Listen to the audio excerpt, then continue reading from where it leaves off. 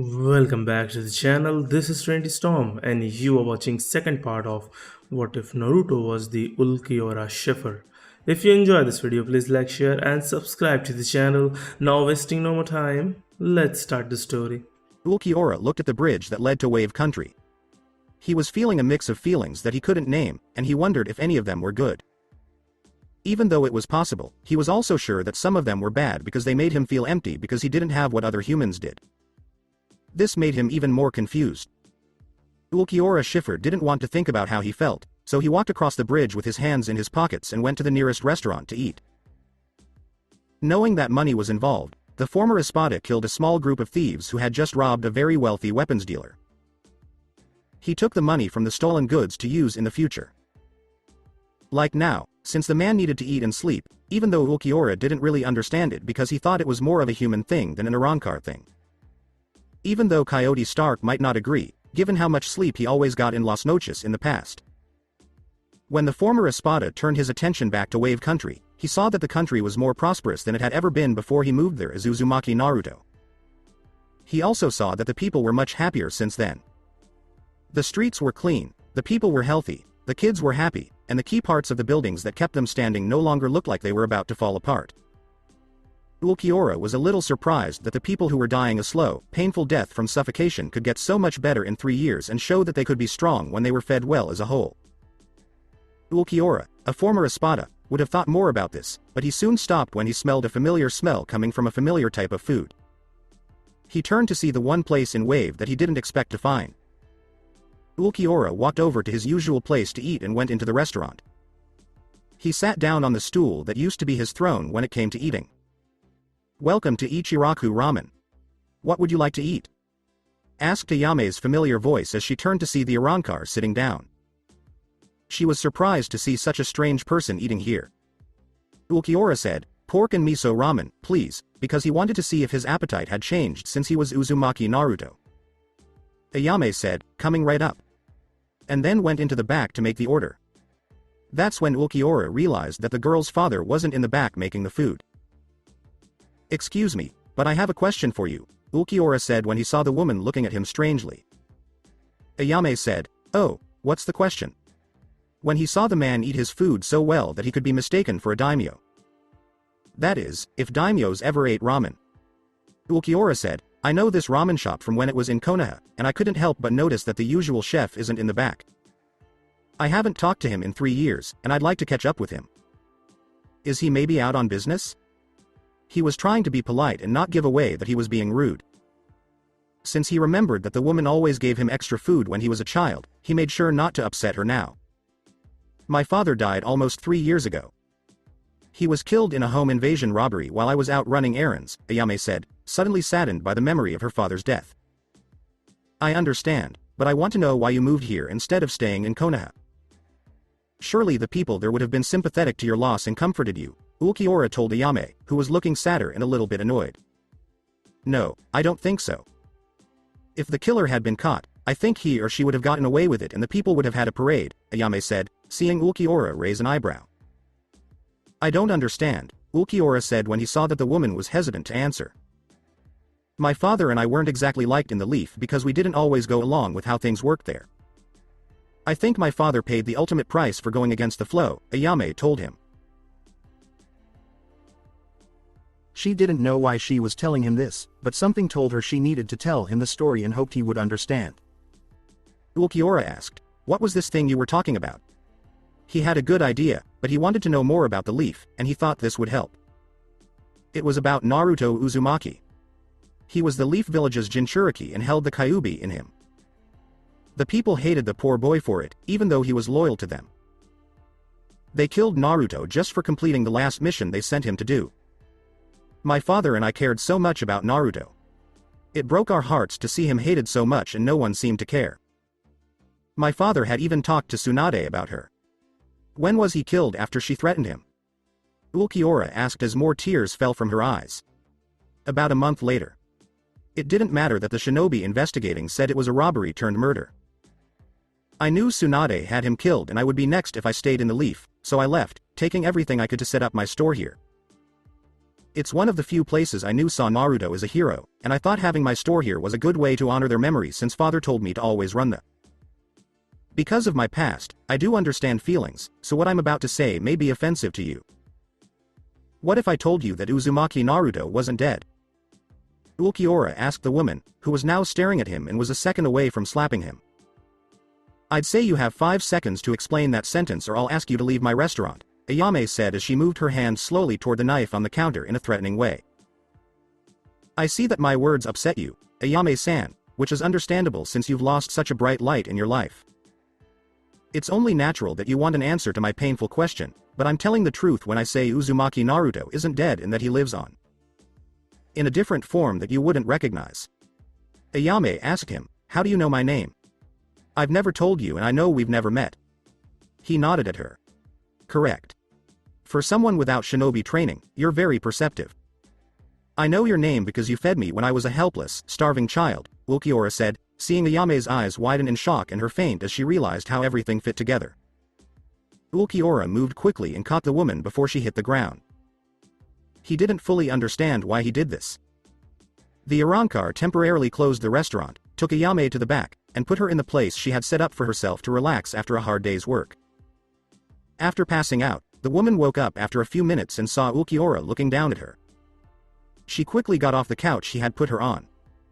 Ayame said to the still Arrancar in front of her, you can't be Naruto-kun. You don't look anything like him. When I died, my soul was a twisted mess of emptiness and despair that sent me to a realm called Hueco Mundo that turned me into what is known as a hollow. I was able to reach the highest rank of hollows called Vasto Lord before a powerful rogue Shinigami named Aizen turned me into what you see in front of you, which is known simply as an Arrancar, Ulquiorra said before telling Ayame the rest of how. Wow, I never would have thought there was such a place for dead people, Ayame said when she saw Ulquiorra nod in agreement. It's one of the 3 realms of the afterlife. Hueco Mundo is for souls who have suffered in life and can't move on. Hell is for souls who did bad things in this world and caused others to suffer. Soul Society, or Heaven, is for souls who did good things in life to help others, Ulquiorra said when he saw Ayame nod as he explained how things worked when people died. Ayame asked Ulquiorra, who nodded his head, so when I die, I'll go to this Soul Society place.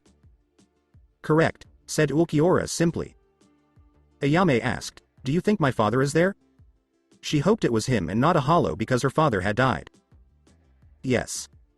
Your father never did anything bad to anyone, so there's a good chance he's there now, Ulquiorra told the woman as she smiled and hugged him and cried into his shoulder. Even the Arrancar was surprised by Ayame's sudden touch, since he wasn't used to being hugged, whether he was Ulquiorra Schiffer or Uzumaki Naruto. Ayame said, thank you, when she saw him raise his eyebrow at her. Ulquiorra asked, for what? When she gave him a hug and thanked him. For making sure my dad's in a better place, Ayame told him with a smile, wishing he would do the same. I wish I could say I'm happy for you, Ayame, but I died empty and without a heart, so I can't, Ulquiorra said when he saw that this made Ayame sad. You don't feel any emotions at all? Ayame asked Ulquiorra when she saw him nod. Ulquiorra just said, nothing, and then turned to leave. Ayame said, that's awful. Wait, where are you going now? She wanted him to stay. Ulquiorra told the woman, I have places to go and people to see. Some of them I have to kill, and then he left without saying anything else. He may be Naruto deep down, but he's not, Ayame thought to herself with sadness. Konoha sometime later. Jiraiya appeared in the window of the Hokage's office just as Team 7 finished their report about the vents on the bridge. He said, Tsunade, I've got something for you. Dismissed. Kakashi stays. Don't say a word about this to anyone. If you do, you'll be killed, bloodline or no bloodline, Tsunade said coldly as they left the room. Jiraiya finally said, I got a fixed location on Ulquiorra Schiffer, but he saw the look on the female Hokage's face and knew he missed something. Shut up, Jiraiya, and listen to what I have to say. Then, when it's all over, you can tell me what you know, said Tsunade. She didn't want to repeat what had just been told to her, let alone be reminded of it, but she couldn't help it. She had to fight back the overwhelming tightening in her throat before telling Jiraiya what Team 7 had just told them. Jiraiya fell into a chair and said, oh, Kami, that was him. He almost fell out of the chair because his sense of depth was a little off when he landed. What do you mean, that was him? Tsunade asked Jiraiya as she tried to figure out what this meant. Around the time that Team 7 left Rice Country, an incredible force hit the area near them, causing a huge explosion with unimaginable power that turned most of it into a wasteland. Shinobi from everywhere in the area are looking into it. They don't know what caused it yet, but from what you've told me about him being there, that Orochimaru and Kabuto are dead, and that it was Naruto coming back from the dead, it explains a few things, Jiraiya told Tsunade, who nodded in agreement even though she was still confused about some things. Why go after the Tsuchikage, though? Why not help Iwa get rid of us all? Tsunade said, after seeing Jiraiya shake his head and let out a weak, cold laugh. Because the two Jinchuriki were mistreated in Iwa. Come on Tsunade. You already know how people in hidden villages treat Jinchuriki. Except for Kumo, everyone in a Jinchuriki group hates and hurts them, whether the cages in charge let it happen or not. Because the Sandaime didn't want the Yondaime's son to be abused in the first place, the Tsuchikage put those two through more hell than even Naruto did. Ulquiorra was sending a message to every cage and village that followed that policy when he killed the Tsuchikage.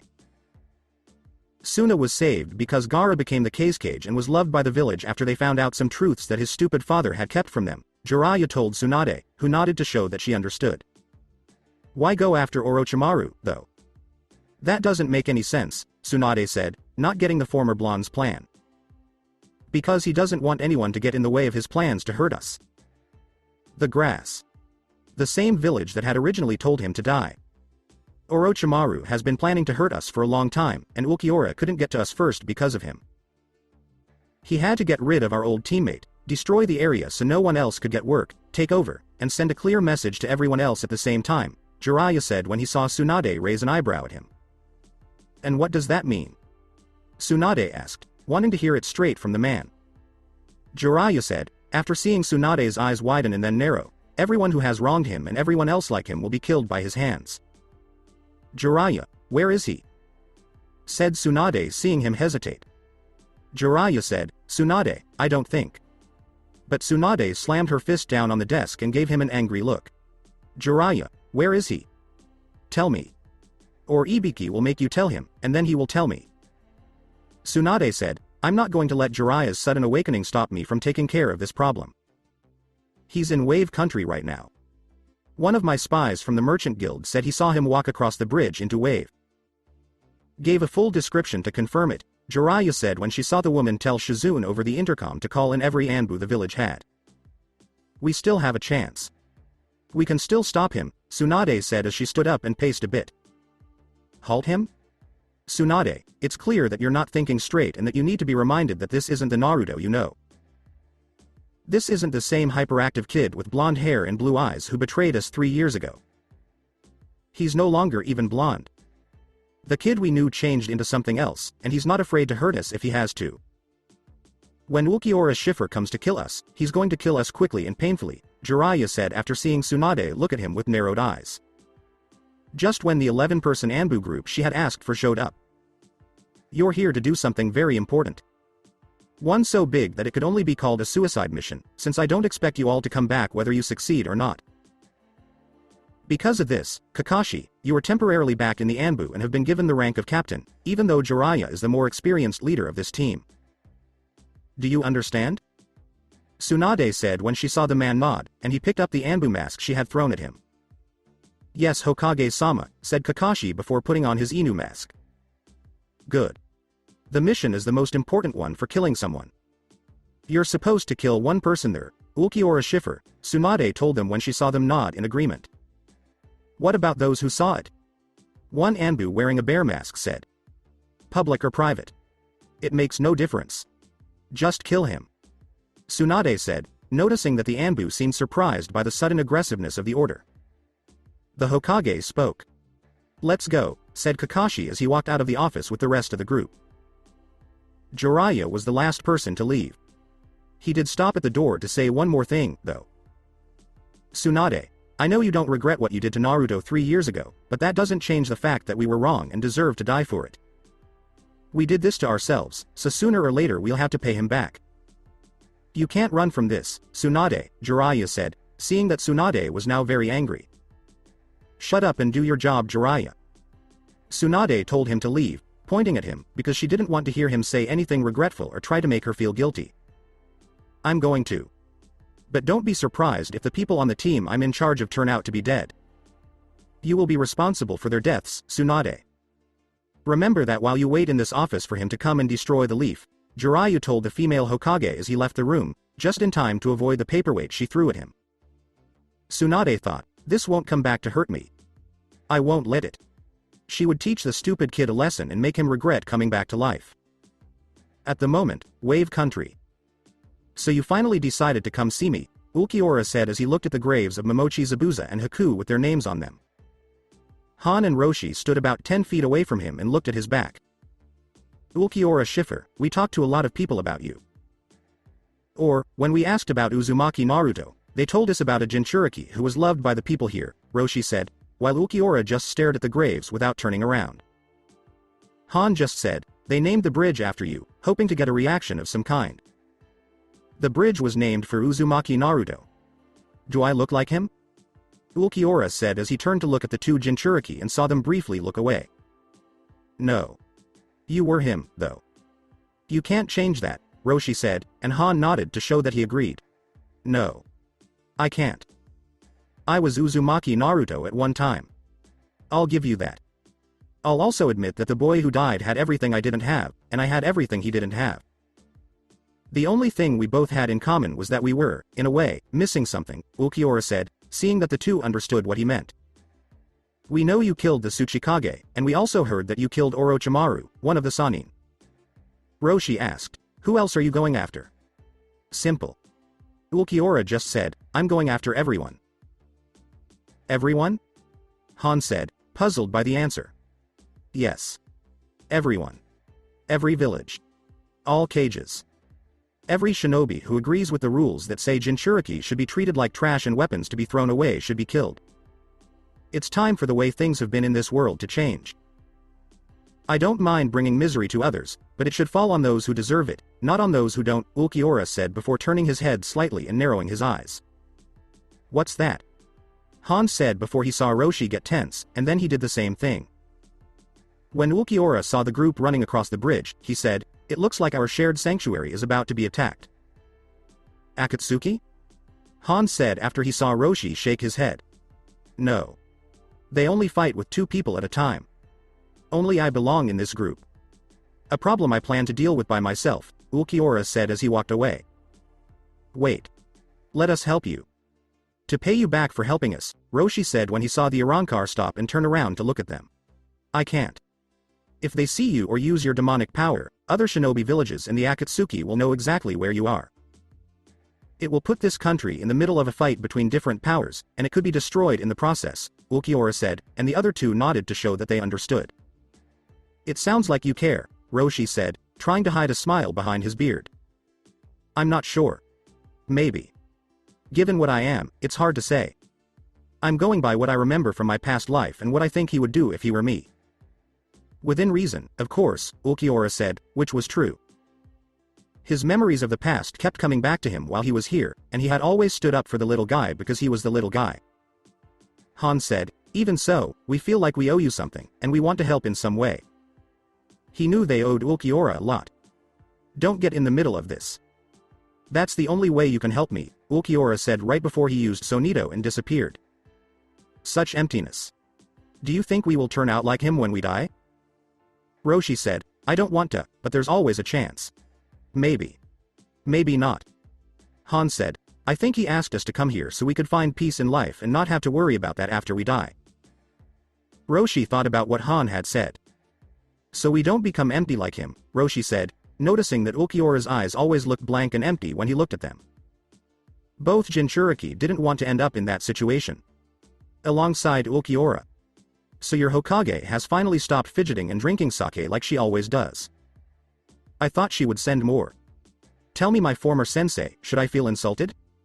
Ulquiorra said as he stood in front of the Anbu and Jiraiya after they had just crossed the bridge. Jiraiya said, you've grown up, Naruto, which made the Anbu around him tense because they didn't know that this was the same demon brat they used to hate. That's no longer my name. Also, this is not his body. When she had me killed, Tsunade made sure of that with the help of the Uchiha. Or has that day been so easy for you to forget, Ero-senin? Ulquiorra said, as memories of Uzumaki Naruto calling Jiraiya that small nickname came back to him. Monster, your time has come. The Hokage told us to kill you and bring your body back for study, said a bird mask wearing Anbu standing behind Jiraiya. Of course Tsunade does. She is afraid of me, like everyone else in this world, and for good reason. Ulquiorra said, I'm going to kill her, as if he were talking about the weather and making a simple statement. Not if we kill you first, Kakashi said as he got his Sharingan ready behind his mask so he could use some of its more powerful abilities. I'm going to die because your force is so weak? How are you all going to do this? Ulquiorra said with an eyebrow raised. That has nothing to do with you, said a wolf mask wearing Anbu member of the squad before charging Ulquiorra with his sword. Stop, Wolf. One of Wolf's friends said. Too late. The man was dead before anyone could blink, and Ulquiorra's hand was temporarily filling the hole in his head. The Arrancar threw the dead leaf shinobi to the side, flicked his hand clean of blood, and didn't look the least bit impressed. Come. I want to send more dead trash like him back to Tsunade until she finally gets the message and has seen enough of them to fight me herself, Ulquiorra said when he saw that all of the Anbu were still tense and Jiraiya seemed to be analyzing him. Ulquiorra was sure that it was to find a way to beat him since no one else had been able to do it. He can't fight all of us. Let's kill the filthy demons, said another Anbu as Kakashi tried to stop them from acting so recklessly and letting their hatred blind them to their mistakes. Unfortunately, they didn't listen and rushed in anyway, while Ulquiorra just stood there with his hands in his pockets and an emotionless look on his face. When the group was close enough to attack, the Arrancar easily dodged all their attacks, not that he had to since his Hierro ability allowed him to take any damage they could dish out and not even be hurt. When someone tried their hardest and still failed, that was when they felt the most hopeless. He's not even trying. To him, it's all pointless and useless to fight. Jiraiya thought as he watched Ulquiorra move left, right, behind an ANBU, in front of another, and scaring the crap out of them in the process. He's making us kill ourselves, Kakashi thought when he saw Ulquiorra stop and not move when an Anbu lieutenant swung his sword and hit Ulquiorra with the blade. Only for the blade to break when it hit the ground. What? How did you act? Said the Anbu with the bird mask, right before Ulquiorra kicked him in the throat with enough force to close his windpipe so that not even Tsunade's medical help could save the poor leaf shinobi. You seem to think that I avoid your attacks because I think that your skills and weapons can hurt me if they make contact with my body. I thought it was important to show you that you were wrong by giving your friend the chance to hit me. At least now you can see that you have no chance of beating me and you should give up. Even if you cut me, it won't hurt for long, and I have more power than you could ever imagine, Ulquiorra said as he looked at the dying shinobi, who was choking and trying to breathe but couldn't. Jiraiya thought, who is he? Because neither he nor Kakashi, even with his Sharingan could figure it out. Another sword from another Anbu tried to succeed where the broken weapon of the now dead leaf shinobi had failed, but Ulquiorra was not in the path of the sword like he had been before, and was now only a few feet away from them. The Arrancar raised his hand and made a fist with green energy with black edges, which made the leaf shinobi nervous because they thought it was the Sero they had heard so much about. Bala. Ulquiorra said as he fired the weaker version of the Sero and killed 3 shinobi all at once. What did you say? Said a female Anbu member who was now terrified after seeing this new power kill 3 more of her friends quickly and without the least bit of remorse. You're going to die in another way, Bala. Ulquiorra said as he fired it again and again until there was only one left. Kakashi was the only one who could do anything but watch helplessly as so many leaf shinobi died in a horrible way.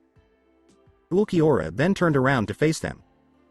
Jiraiya thought, even if I go into Sage mode, I can't win, and I doubt Kakashi's skills could do anything to him. The last Anbu member fighting the Arrancar fell to her knees when she saw the horror and lost the will to fight. Rubbish, are you ready to die now? Ulquiorra said when he saw Kakashi focusing his Sharingan on him. Are you Ulquiorra? Kamui. Kakashi said, using a move he had just started to work on. Ulquiorra's eyes narrowed slightly before they widened in shock when he suddenly lost his right arm, leaving a bloody stump near the shoulder. Kakashi had fallen to one knee, clearly exhausted from using that attack, and could only watch the Arrancar look at where his arm was before looking at him now for that move. It looks like you have something that I should pay attention to. I'll have to fix that mistake, Ulquiorra said calmly, even though he was hurt and now had a bleeding stump for a limb. Not if I beat you first, said Jiraiya, who was now in sage mode and got close to Ulquiorra. Ulquiorra, on the other hand, wasn't scared off by the Sannin's power. He grabbed the man's fist, kicked Jiraiya away, and then turned back to Kakashi. The Junin didn't have the strength to fight Ulquiorra after using the Sharingan's power, and it was hard for him to even look up at the Arrancar.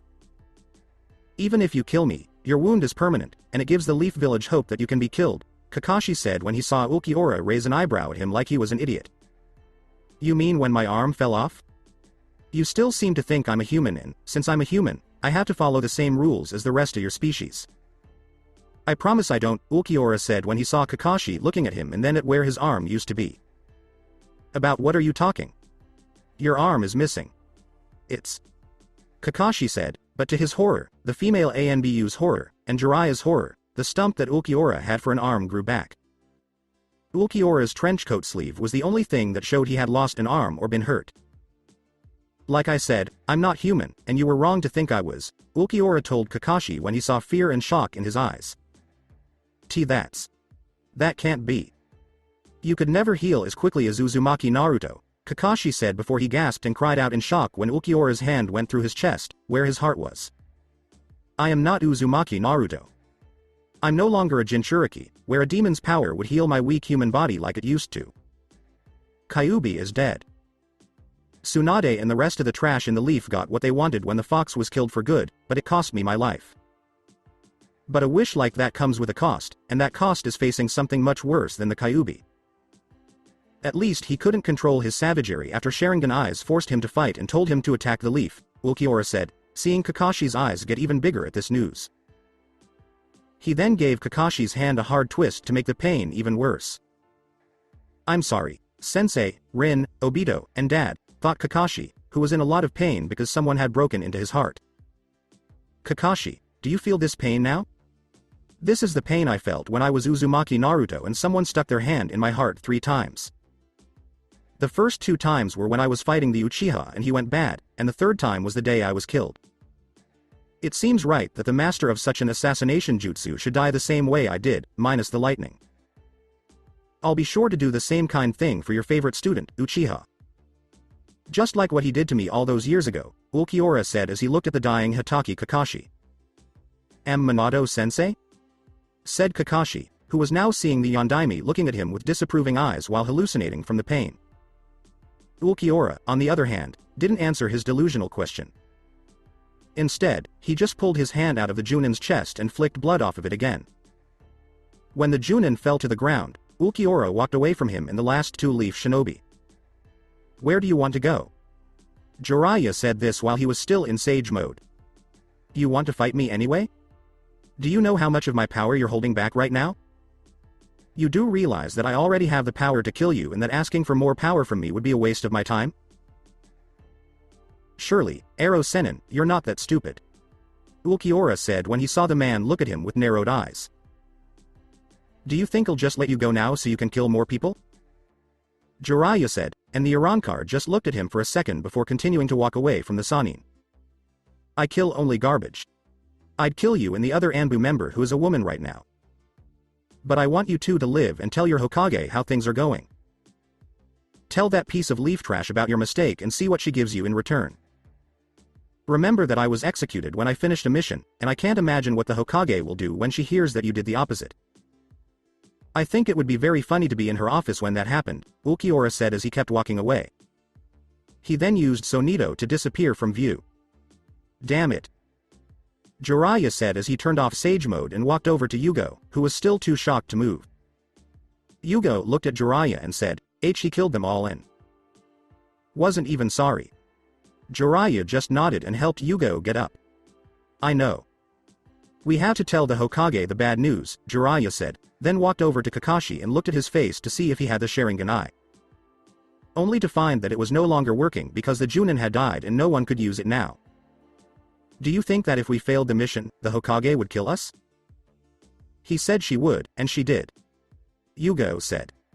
"She didn't want to die, and even though she'd failed a few missions before, the Sandaime had always been understanding. From what she saw 3 years ago, the current Hokage was not so kind. No.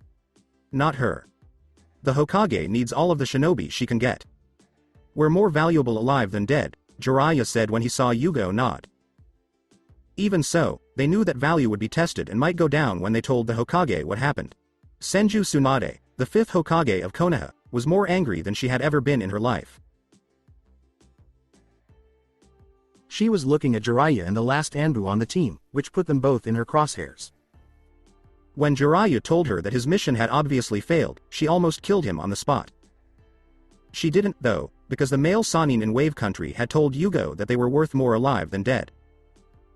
After Jiraiya told Tsunade more about how Kakashi had really cost Ulquiorra his arm, Tsunade thought that the last hope for the village was the Uchiha and those damn eyes that the Leaf wanted so much. But her hope died when her old teammate told her that the Arrancar's bone, nerves, muscles, and overall flesh would soon grow back to replace what Kakashi's Kamui ability had taken away.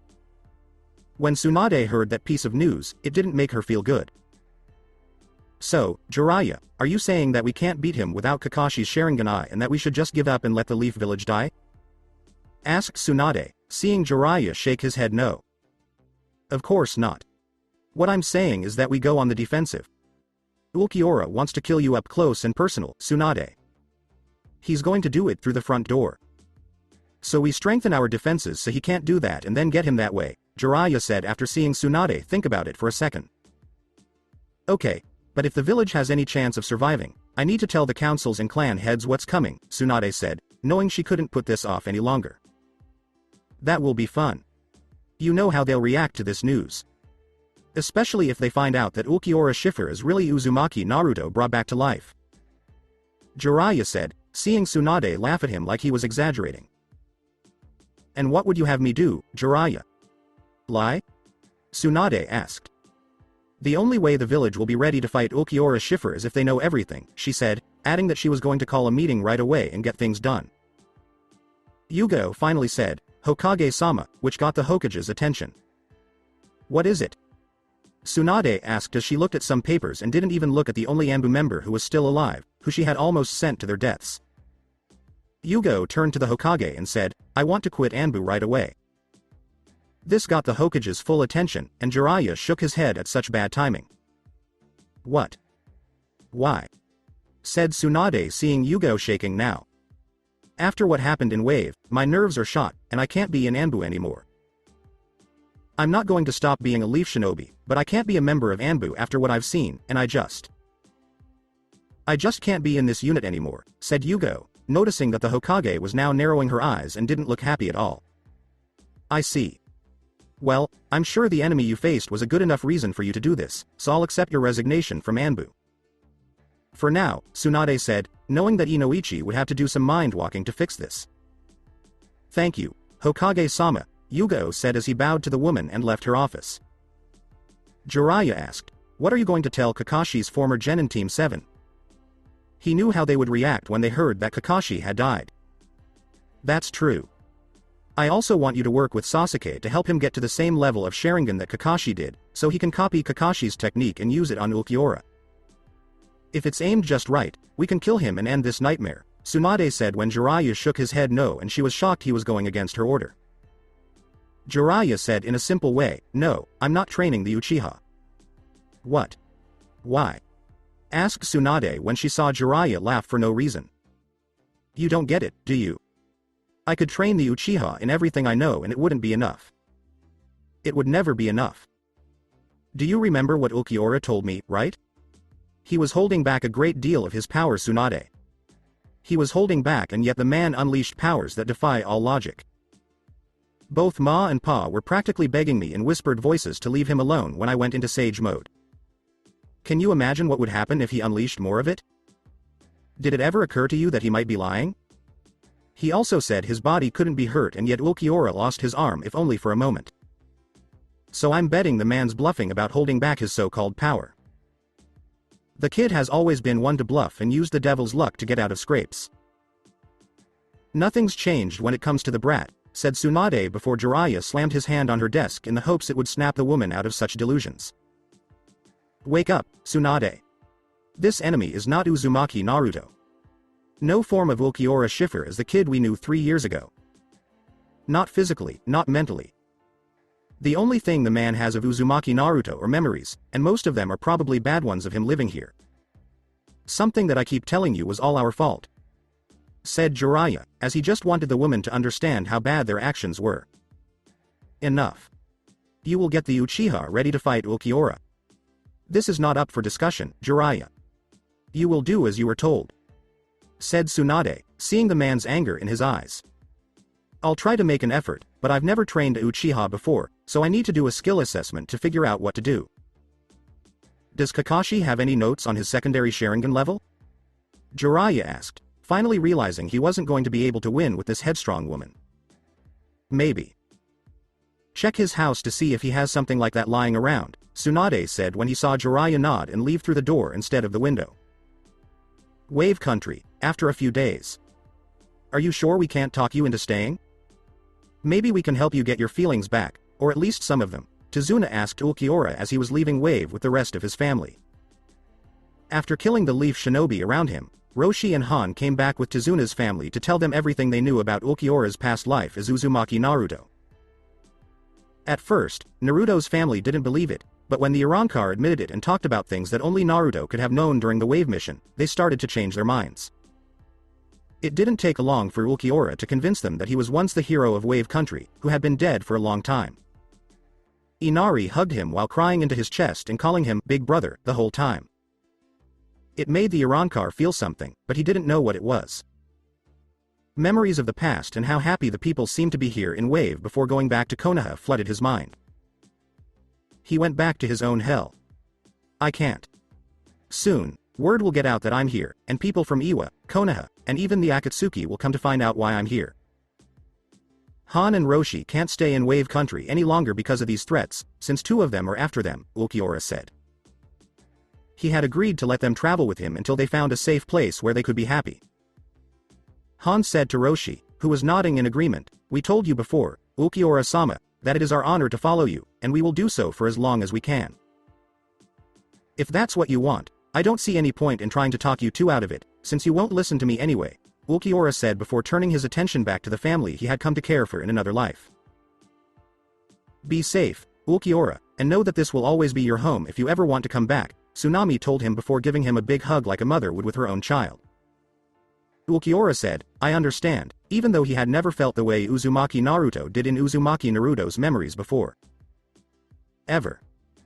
You, Han, and Roshi will always have a seat at my restaurant, Ulquiorra-kun. Don't ever forget that," Ayame told Ulquiorra-kun as she gave him a hug, knowing the Arrancar needed it. "I'll remember, and so will the other two, but especially you, Han," Ulquiorra said, knowing that Han liked the woman a lot.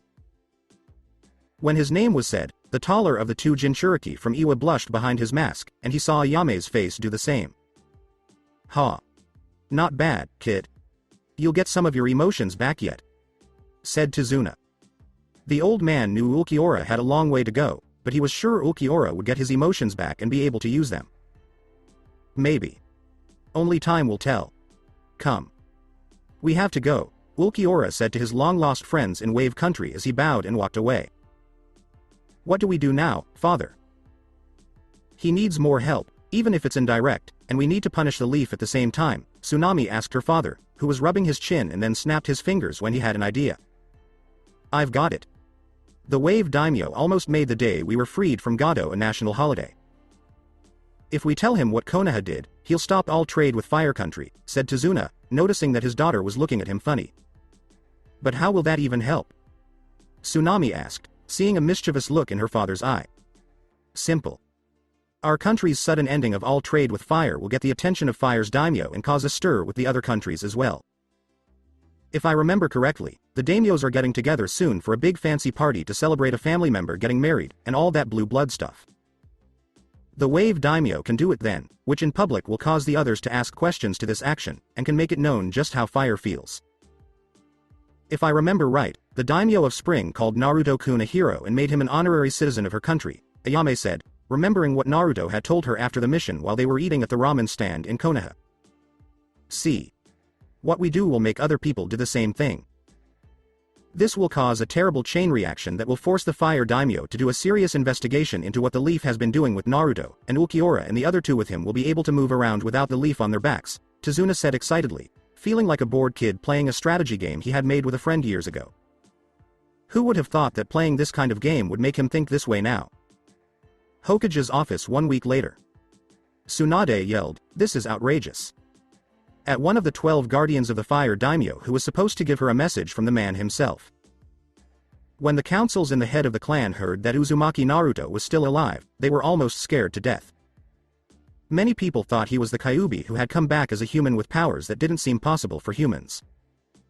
They called him Ulquiorra Schiffer and started looking for ways to kill it. Some people thought of a trap where Jiraiya could seal the Arrancar into another child, like she did before, and then make sure that this child was locked away in a special prison cell they could build to keep such power at bay.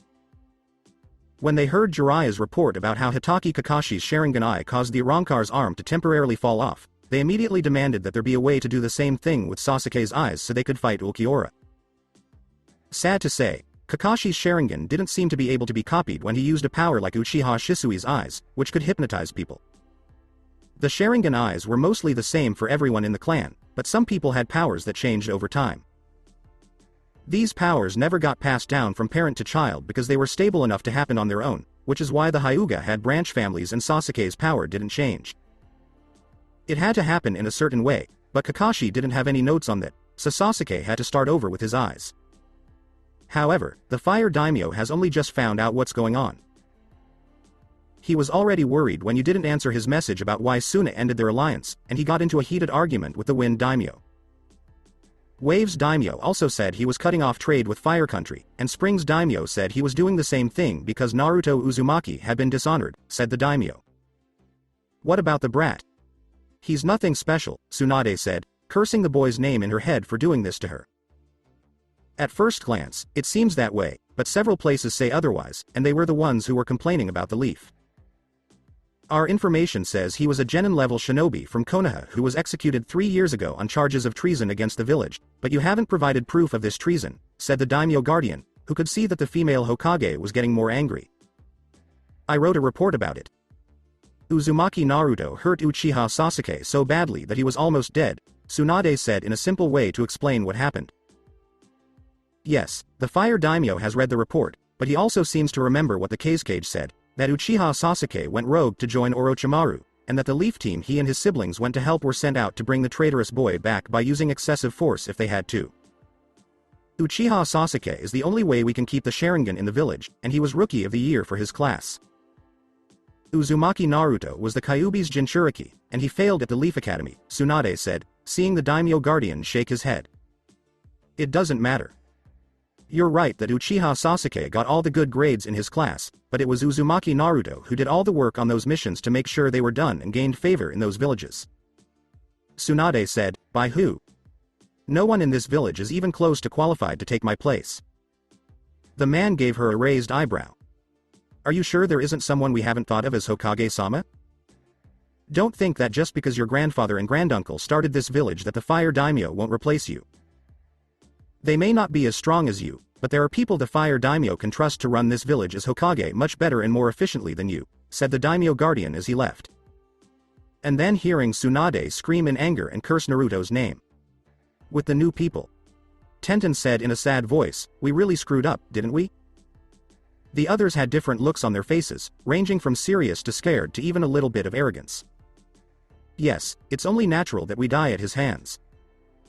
We followed the Hokage's orders, even when he was wrong, and now we're facing a former ally who doesn't care about us, Shino said, noticing that Hinata was fidgeting a bit out of worry.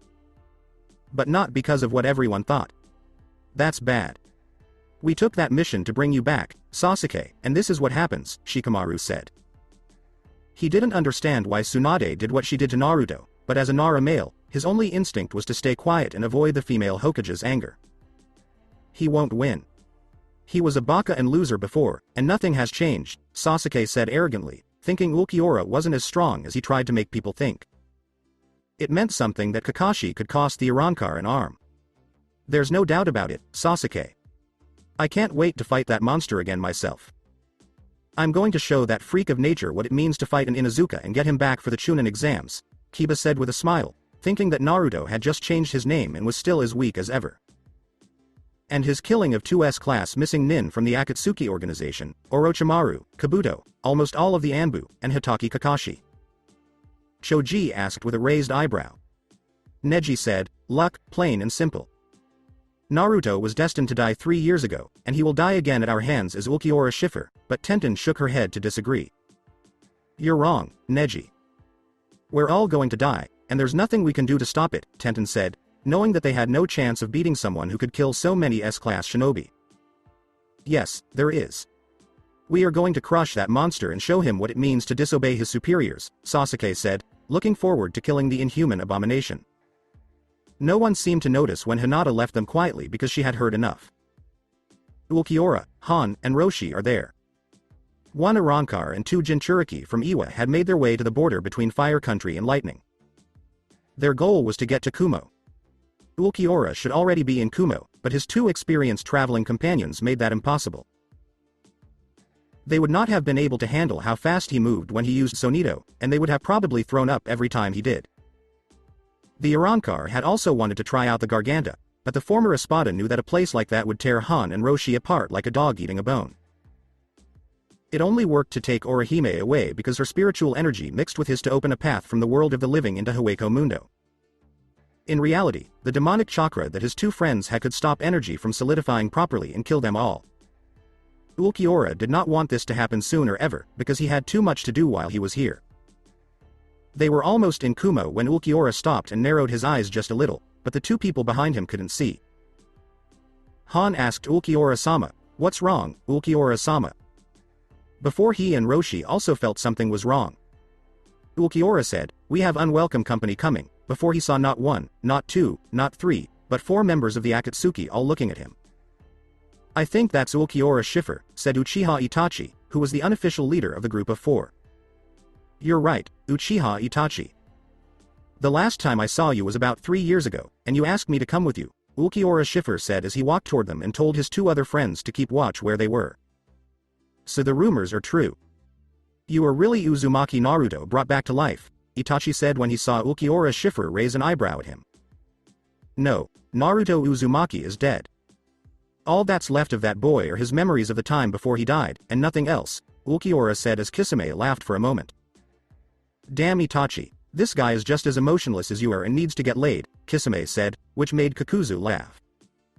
Hidan was just paying attention to Ulquiorra. Itachi said, "Quiet, Kisame," as he looked at Ulquiorra. "I guess you're not just here to kill or capture me, but also to go after the 2 behind me and take what doesn't belong to you," Ulquiorra said when he saw Hidan pull out his scythe. "Don't you dare. Jashin-sama will kill you," said Hidan as he got ready for battle. Itachi told Hidan, "You can't kill him. We need to get Kyuubi's power out of him."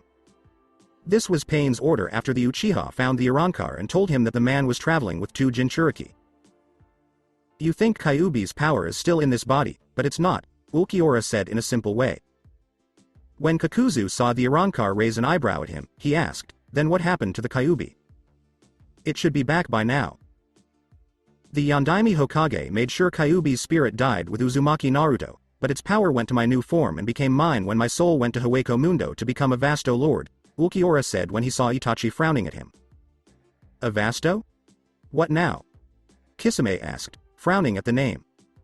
"It's the highest rank a hollow can ever have, but they're very rare because they're so strong. After I became one of them, I was turned into what you see here, which is the 4th strongest of my kin who also became hollows," Ulquiorra said, seeing the worry and despair in their eyes grow. Kakuzu said, "Bullshit." Because he didn't believe the Pale Man's story for a second. "You want proof that I am what I say I am?" "Look," Ulquiorra said as he opened his trench coat to show his hollow hole where his heart was and how it went out the back. Kisame whispered to Itachi, "That shouldn't be possible," and Itachi agreed in silence as he watched Ulquiorra cover it up again. "Tell me, Itachi, are you proud of your younger brother? Do you know that it was because of him that I no longer have a heart and can't feel emotions like the rest of you can? I could easily kill an entire village full of men, women, and children without shedding a single tear. I would feel no regrets, no remorse, nothing at all," Ulquiorra said when he saw Itachi flinch at him. Hidan didn't want to believe that someone like Ulquiorra didn't have any feelings at all, so he said, "You're lying." You've already forgotten what I did to Rice Country when I killed Orochimaru of the Sannin in Kabuto, who was his right-hand man, Ulquiorra said when he saw the 4 members of the Akatsuki flinch when they saw how destroyed Rice Country was. But you will come with us, and so will the 2 Jinchuriki behind you, Itachi said, while Kisame grinned and hoped they would say no. No, they won't, Ulquiorra said as he walked toward them. Then, right in front of their eyes, he disappeared and came back behind Hidan. He's quick. Itachi thought with wide eyes and shock that his Sharingan couldn't keep up with the Arrancar. The other members of the Akatsuki looked at the Arrancar in the same way. Ulquiorra said calmly, I've measured your powers, and you're all weak, which made Kisame angry. Weak? Weak. I'll show you weak, said Kisame as he brought Samahada out in all its glory and swung it down on Ulquiorra with all his strength. But the Arrancar was able to avoid it. Kisame tried to hit him again, but the former Espada easily avoided it because he knew it was child's play and would only make the blue-skinned shark man madder. Itachi tried to use his Sharingan to figure out what Ulquiorra was doing, but he couldn't because of how fast the Arrancar was moving. It bothered him that a swordsman as good as Kisame was being made a fool of by this man.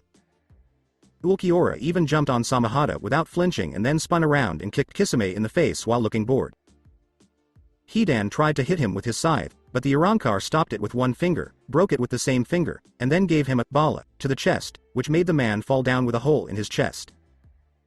When the Arrancar saw that the Jashin follower was still alive, he decided to test something. He turned on the Garganta and threw the man's body into the unstable path. As Ulquiorra had thought, the body that was thrown into it was torn apart and nothing was left in less than a minute. The former Espada then closed the hole, since the others wouldn't need this method. Kakuzu tried to help him, but Ulquiorra kicked him away with so much force that it crushed 4 of the 5 hearts in Kakuzu's chest. When Ulquiorra saw that the man was still alive, he increased his hearing so he could hear the heartbeat of the man's remaining heart. He then ripped the organ out in front of the man and turned slightly before grabbing the spiked blade of Samahada with his bare hand. Impossible. Even though he should be in pain, this guy is holding Samahada like it's made of rubber. Before Ulquiorra took the sword away and hit Kisame in the face with his elbow, he thought, I'm going to die. If he could do this to us so easily, what could he do to someone like Madara? Itachi thought this as he walked toward Kisame with the Arrancar, but he stopped when Kisame got up from the ground and growled at the pale boy. Don't dare turn your back on me, Kisame said as he raised his sword over his head to swing it down again, but the Arrancar stopped him with something long and metal. And it wasn't Kusanagi. Don't think that because I pulled out my Zanpakuto that I thought you were important. I just got tired of fighting weak trash like you like I have in the past, Ulquiorra said as he quickly disarmed Kisame and stabbed the man in the heart with his Zanpakuto. He then twisted the blade to make sure the man couldn't get better. I have to get away. Itachi thought this as he ran away from Ulquiorra quickly, but Han and Roshi stopped him from getting away. Han said, You're not going anywhere, Uchiha Itachi, as he let out steam that covered the area around them. Itachi said, You can't stop me, but then someone grabbed him from behind by the neck and squeezed hard. When I died, your brother took my heart away. In return, I will take something from him, his purpose, Ulquiorra said as he stabbed Itachi from behind and forced the man to the ground while staring him in the eyes. Maybe, but unlike the others, I'll make you earn my death and slow you down a bit, Itachi said, knowing that before he died at Ulquiorra's hands, the Uchiha could at least weaken the Arrancar and give his brother a fighting chance. Tsukuyomi Realm. Ulquiorra looked at the man in front of him and said, You were stupid to do this, Uchiha Itachi. Maybe, but I can't let you kill my little brother, and the Akatsuki's plan must go forward whether I'm there to help or not. For the next 72 hours, you'll be in my world, which I control, and I'll make you feel pain like no one else has, Itachi said before ordering chains to be put around Ulquiorra's wrists and putting a sword into the Arrancar's stomach. Just so that the sword would break. This may be your realm for the next 72 hours, Itachi Uchiha, but you can't bend everything. For example, you can't break my skin with any weapon you use, Ulquiorra said as Itachi frowned. He then tried it again with a different sword and got the same result. Itachi was about to say, Interesting. If physical pain in this realm doesn't work, maybe memories of you as Uzuamki Naruto will be enough to hurt you in some way, when he heard a roar unlike anything he had ever heard before. It made the hairs on the Uchiha's neck stand on end. Like I said before, Itachi, you were stupid, and now you'll pay the ultimate price. By having your soul eaten by my hollow, Ulquiorra said when he saw his Vasto Lord form before he turned into an Arrancar and grabbed the Uchiha by both arms so he couldn't run away. Itachi said, "This shouldn't be possible. This is my realm, and I'm in charge of it." However, he couldn't get out of the Tsukuyomi, and Ulquiorra was free of his own chains. "It looks like you've been given the wrong idea about this power of yours. Even though your eyes have the power to make this realm appear, the place where the realm comes from is in my mind and is ultimately under my control. Eat him," Ulquiorra finally told his Vasto Lord. The Vasto Lord opened its mouth and ate the screaming Uchiha's body from head to toe. District of Konoha Uchiha. No matter what else Uchiha Sasuke was, he wasn't afraid, even though parts of his past show otherwise and his old teammates know how he acted. The man's pride didn't like being afraid, so he always tried to get stronger. However, he was starting to feel a creeping sense of fear. He didn't like it. Not one bit. "I'll beat you, loser, because I'm a Uchiha," Sasuke told himself as he tried to sleep while lying on his side. "You're still as stupid as ever, Uchiha. You still think you can win just because you're a Uchiha," Ulquiorra said after he showed up on Garganta and got the Uchiha out of bed in a fighting stance. Sasuke asked, "How did you get here?" He wasn't sure if he should use his chakra to get the attention of the shinobi who were patrolling the village. "Even when I was Uzuamki Naruto, you couldn't beat me. I even beat you after I died. What makes you think I'll lose now?" Ulquiorra asked the Uchiha, ignoring his question. Sasuke asked Ulquiorra, who took his right hand out of his pocket and threw something small at him, "Tell me how you got into my house." When Sasuke got it, it was a finger with a ring on it, and it wasn't just any ring. Each member of the Akatsuki wore a different ring, but Sasuke had known for a long time which one Itachi wore and knew that it would help him find his brother. Sasuke was shocked to see this ring because it was Itachi's Akatsuki ring, and it was on the bloody finger in his hand. In case you haven't figured it out yet, your brother Uchiha Itachi is dead, and the person who killed him is standing right in front of you, Ulquiorra told Sasuke, who was now staring intently at the ring, then up at him, then back at the ring before he slowly started to breathe heavily. Then he screamed in horror when he suddenly realized that he could no longer take revenge on the Uchiha clan. That this man, who used to be Uzumaki Naruto, had robbed Uchiha Sasuke, the last loyal Uchiha in Konoha, of the chance to kill his brother, Uchiha Itachi, and that the Uchiha clan would always be sad because its last member didn't get revenge. Before Sasuke could even think about where Ulquiorra was, the man had already left the same way he had come in, leaving the mentally broken Uchiha to drown in his sadness. Compound of the Hyuga clan. Neji knocked on his cousin's door and said, "Hinata-sama, it's time for dinner." He waited for her to answer. He got nothing. Neji frowned and knocked on Hinata's door again, but she still didn't say anything. He slowly opened the door. The light was off, which didn't make sense because no one should have been sleeping yet, and it made him nervous. Neji left the room because the bathroom light wasn't on. When he did, he saw a note on the bed that was meant for him. Dear Neji. Since the time of the Yondaime Hokage, it has become clear to me that the leaf is not what it used to be and never will be again. People there are proud. Either my friends are sad that Naruto died or they can't wait to kill him again when he comes back to get his revenge. Something I think he has the right to do after we betrayed him 3 years ago because he did what we told you to do. If Naruto was going to be killed for finishing it, you should have said you wanted to be killed with him. You didn't. None of the people on the team who were supposed to bring the Uchiha back did anything to help him. Even now, whether he is Uzumaki Naruto or Ulquiorra Schiffer, you don't think much of him. I can't stay in a village that is so hypocritical and won't admit it made mistakes, even though the only thing that got hurt was its pride. By the time you read this, Neji, I will have left the village and be on my way to find Ulquiorra Schiffer so I can be with him. I belong with him. With you, no. With my sister, no. Our father isn't like that. The Hyuga clan is not like that. With Konoha, no. Except for him. Always him. Goodbye Neji. Hyuga Hinata. Neji quickly ran out of Hinata's room and went to find his uncle before the man's oldest daughter got too far away from Konoha to find. He yelled, "Oh Kami. Hiyashi-sama. And make sure she doesn't get too close to Ulquiorra Schiffer so that the Arrancar can't ignore her." So that's it for today. I hope you guys enjoyed it. Don't forget to like, share and subscribe to the channel for more awesome stories like this. Thank you. See you all in my next video.